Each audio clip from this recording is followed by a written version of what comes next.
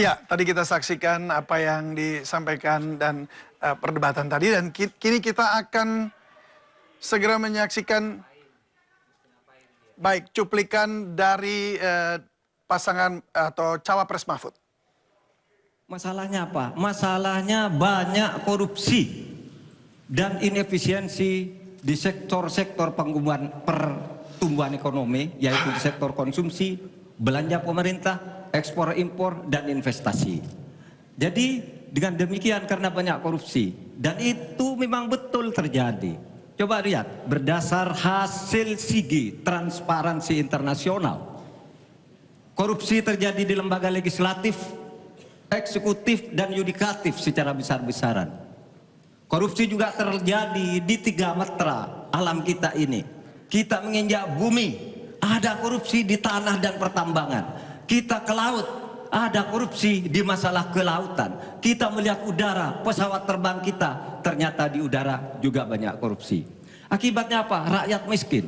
Kita harus kuatkan kapasitas dan kualitas produksi dari UMKM kita, sekaligus tanggung jawab pemerintah ini meyakinkan, sekaligus memberi fasilitas kemampuan pemasaran untuk meyakinkan para calon investor baik di dalam negeri maupun dari luar negeri. Yang lebih penting dari itu adalah kepastian hukum, termasuk di dalamnya adalah jaminan akan investasi tidak akan disalahgunakan atau tidak menjadi beban baru. Mungkin PR kita ke depan adalah bagaimana kita bisa menurunkan indeks ICOR kita.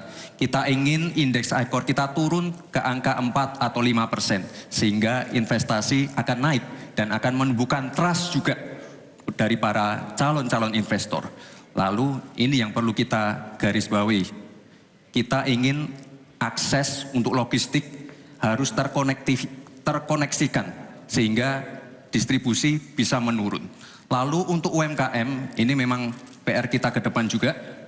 Kita ingin memperbanyak inkubasi sehingga UMKM kita bisa naik kelas. Caimin, calon wakil presiden paslon 1, begini, yang Bapak sampaikan itu tadi saya kira itu sangat normatif. Seharusnya begitu. Di lapangan, Pak, investasi itu sulit loh, Pak. Prosedurnya bertele-tele, ada konflik of interest, di mana pejabat yang ngurus itu misalnya harus mendapat sesuatu tapi disalurkan lewat si A. Itu laporan yang masuk ke saya. Ada urusan harusnya diinvestasikan untuk rakyat. Itu malah disentralisasi ke negara, dibuat PT sendiri lalu diurus sendiri, rakyatnya tidak kebagian. Nah itu yang sering saya dapat laporan dari berbagai tempat. Minta izin misalnya untuk UMKM. Untuk UMKM misalnya, berapa? Perlu 24 miliar untuk mendapat izin UMKM. Pertanyaan saya, instrumen hukum apa yang Pak Imin bisa sediakan untuk menjawab itu semua? Selesai. Apa yang disampaikan Pak Gibran, selain kita bantu permodalan dan kapasitas untuk produksi yang meyakinkan para investor masuk, ada prasyarat-prasyarat mutlak yang disiapkan pemerintah. Sekaligus menanggapi Pak Mahfud, kita punya undang-undang Omnibus Law, kita punya sistem baru yang lebih efektif dan ramah terhadap investasi. Tetapi sekali lagi, pemerintah terlampau lambat dalam mengimplementasikan itu semua, sehingga harus kita selepet supaya lebih cepat lagi menyediakan sarana dan prasarana bagi percepatan izin. Berbelit-belitnya izin saya setuju, menjadi penyebab utama trust itu hilang. Nah, kita harus membenahi pada wilayah pemerintahan kita yang harus memberikan satu sarana infrastruktur yang memadai. Maka kuncinya adalah bagaimana kita memberantas korupsi. Lalu ada yang tanya kepada saya, Bapak, kalau Bapak jadi wakil presiden orang takut ditangkap. Saya panggil para ekonom dan para pelaku usaha, apa betul Anda takut kepada saya kalau saya wapres? Tidak, Bapak. Justru kami perlu seorang penegak hukum seperti Bapak. Karena apa? Kami kalau mau investasi di Indonesia ini diperas. Mau berusaha ini diperas. Kalau kami bayar padahal diperas, lalu ketahuan kami ditangkap katanya kami menyuap. Itulah Indonesia ini pada saat ini. Alhamdulillah apa yang diusulkan ditambahkan oleh Caimin dan Mas Gibran itu sudah ada divisi misi tentu makin kami banyak generasi semuanya. milenial Tinggal yang baca makin itu. tambah. Misalnya kalau bicara Jebakan Vietnam itu infrastruktur parah sih, agar masih bisa parah. merata tapi aman. Itu Kadang-kala kita bicara infrastruktur banget itu hanya jembatan, rumah, gedung dan sebagainya. Padahal ada 3 infrastruktur yang harus dibangun. Satu infrastruktur fisik seperti yang sekarang ada, lalu karbon kalau infrastruktur karbon kalau yang regulasi, kemudian infrastruktur digitalisasi. Itu penting dibangun ke depan. Sama terkait dengan itu sudah ada juga cyber security. Bahkan saya sendiri yang memimpin rapat di Menko Polhukam dengan memanggil pihak-pihak yang terkait dengan tugas-tugas ini agar cyber security ke depan ditegakkan Ini dengan masih sebaik-baiknya roll agar ya? kita tidak selalu kecolongan. Selesai. cek. Tidak semuanya harus menggunakan APBN. Contoh IKN, banyak yang gagal paham. Tidak 100% pembangunan IKN itu menggunakan APBN.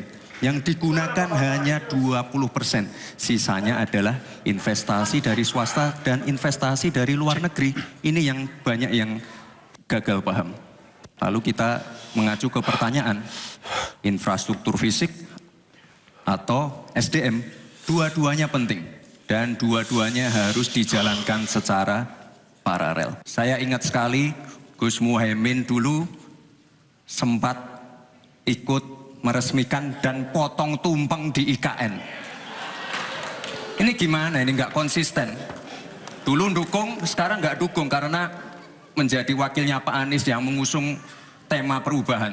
Sekali lagi Gus, mohon maaf, IKN ini bukan hanya membangun bangunan pemerintah, tapi juga sebagai simbol pemerataan pembangunan di Indonesia. Kalau langsung mungkin saya nggak terlalu ngalamin ya, karena saya nggak pernah, alhamdulillah belum pernah pakai BPJS sih, sakit juga belum terlalu itu. Cuman mungkin buat masyarakat yang lain sih.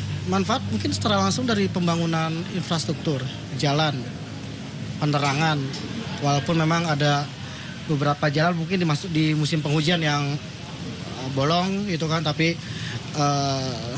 dengan demikian juga saya minta pemerintah untuk cepat ya kalau ada infrastruktur yang rusak karena uang pajak udah masuk. Mungkin dengan adanya infrastruktur yang baru di Jakarta itu membantu atau bisa menyadarkan kita bahwa Kenapa tuh bocor? ternyata impact-nya tuh seperti ini. Ada beberapa fasilitas yang memang baru dan memang nggak dimiliki oleh kota-kota lain. Harapannya adalah pajak ini dikelola sebaik mungkin. Kita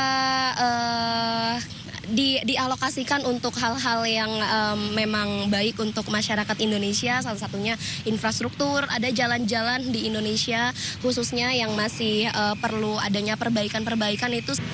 Pajak ya ini semoga transparan dan digunakan oleh pemerintah benar-benar buat dialokasikan ke yang paling membutuhkan gitu. Kayak misalkan apa nih yang paling membutuhkan, sektor di mana, misalkan sektor pendidikan kah atau sektor kemiskinan kah gitu. Harapannya sih uang pajak yang udah dibayarkan itu nantinya bisa digunakan secara tepat sasaran untuk pembangunan dan juga lebih transparan lah uang kita tuh sebenarnya disalurkan kemana ya. Baik pemirsa, debat Cawapres 2024 akan kembali usai jeda berikut.